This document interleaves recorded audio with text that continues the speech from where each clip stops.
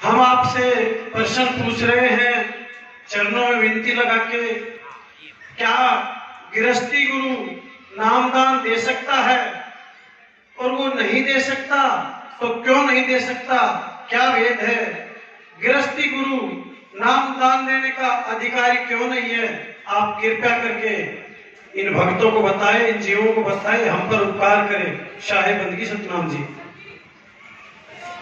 बहुत ही अच्छा सवाल है और ये मैंने शुरू के 5-7 सत्संगों में क्लियर किया हुआ है वाणी के साथ।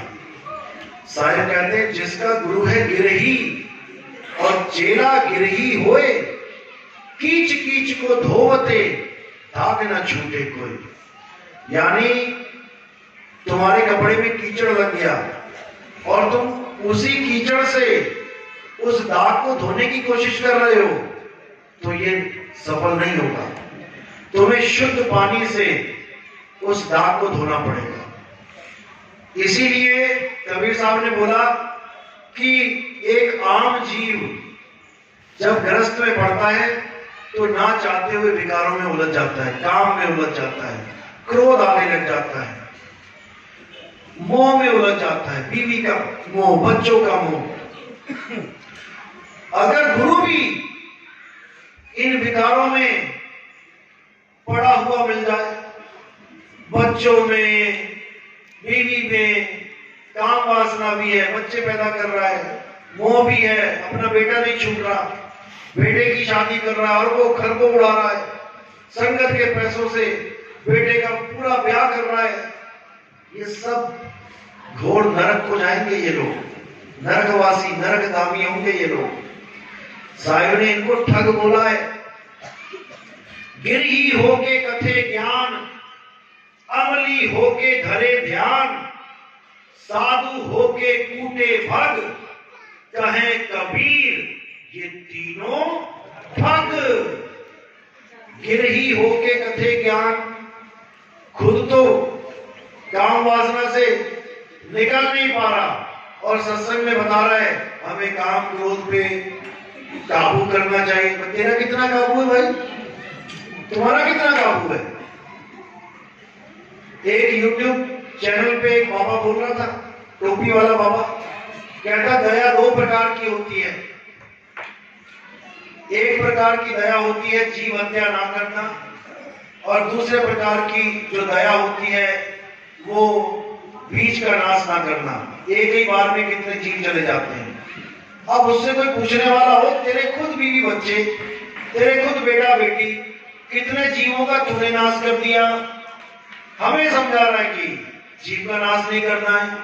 तो ये कथनी और करनी में जब मैचिंग नहीं होती है तब ठग बोला जाता है, वो ठग है। इसीलिए बोला गिरही होके कथे ज्ञान। ये जितने बेटा बेटी वाले गुरु हैं, पहली बात तो इनका अपना ज्ञान नहीं है, लोगों से सुन सुन के ये बातें बनाते हैं। अपना ज्ञान, अपना आत्म ज्ञान होता तो अपनी बीवी को भी बीवी ना समझता, उसको परमात्मा का जीव समझता, भोग विलास से अलग हो जाता। और गुरु पद तो पिता पद होता है, गुरु की सब संतानें होती हैं, गुरु पद पिता पद होता है। तो कहते हैं गिरही होके कथे ज्ञान, अमली होके धरे ध्यान।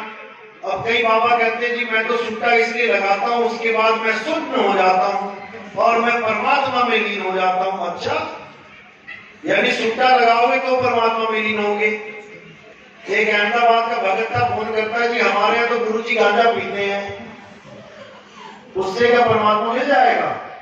मैंने कहा जैसे मिल जाएगा तो उसे बता देगा भाई, उससे बीमारियां मिलेगी, परमात्मा तो नहीं मिलता।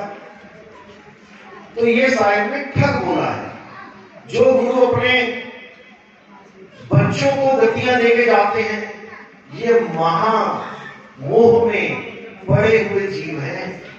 बाबा नानक का उदाहरण देते हैं। बाबा नानक के भी तो बच्चे थे, वो भी तो ग्रस्त थे। अरे भाई, बाबा नानक ने कब अपने बच्चों को गति दे दी? क्या बाबा नानक ने गति अपने बच्चों को दी थी? जयचंद श्रीचंद को नहीं दी थी। तो वहां तुम क्यों फेल हो गए? वहां तुम बाबा नानक से अपना कंपेयर करते हो। अपनी तुलना करते हो कि हमारे बच्चे हैं तो क्या हुआ, बाबा नानक के भी बच्चे थे। अरे तुम अपने बच्चों को गद्दियां लेके जा रहे हो, वो नहीं लेके गए क्योंकि वो मोह भंग कर चुके थे, उनका मोह भंग था, तुम्हारा मोह भंग नहीं था। तो ये अच्छी तरह समझना है। कबीर साहब ग्रस्त गुरुओं के खिलाफ है। धर्मदास जी को तो, जो धर्मदास जी का अपना पुत्र था, उसको भी घर से निकलवा दिया था। उसके मुंह में धर्मदास बेहोश हो गया,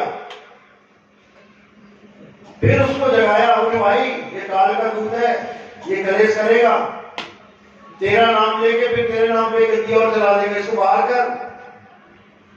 यहां तक कि जो कबीर साहब का पुत्र कहलाया कमाल, उसको भी गद्दी नहीं दी, उसको भी गद्दी नहीं दी। तो गुरु ग्रस्त नहीं होता है, ग्रस्त भगत होता है।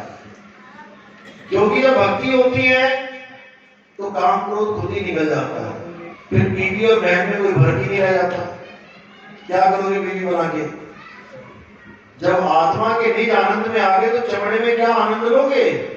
अगर चमड़े के आनंद में आनंद मिल रहा है तो इसका मतलब आत्मा आनंद नहीं मिला, फिर सच्चित आनंद तो झूठ आनंद हो गया। भाई मीठा खाने के बाद, रसगुल्ला खाने के बाद भी अगर तुम्हें चाय मीठी लग रही है, इसका मतलब रसगुल्ले में मीठा नहीं था, फीका रसगुल्ला खा लिया बिना चाशनी वाला। तो कहने का मतलब यही है, जो अपने निज आनंद में रहते हैं वो विरक्त रहते हो जाते हैं, उनको किसी दूसरे की आस नहीं रहती, कहीं और आनंद नहीं ढूंढते। तो इसलिए ग्रस्त गुरु को ठीक है, जितना ज्ञान ले लिया सही है, लेकिन आगे बढ़ जाना चाहिए। चलो साहेब ने भी अपना बोले सतगुरु बंदीशों सतगुरु सत्य कबीर साहिब की तीसरी बार है साहिब बंदी सतनाम। अब नामदीक्षा वाले हाथ खड़े करो, और नामदीक्षा वहीं करते हैं, घर पे करेंगे, और आरती का समय है, आरती करेंगे। इसीलिए साहब आरती कैसे करते हैं? आरती देह की नहीं होती है, फिर समझ लो हमारे यहाँ आरती विदेह गुरु की होती है, शब्द गुरु की होती है। कभी भी शरीर को अपना गुरु मत मान लेना। शरीर के माध्यम से जो शब्द गुरु ज्ञान दे रहा है वो तुम्हारा गुरु है, वो तुम्हारा गुरु है। तो शब्द गुरु की आरती कैसे होती है?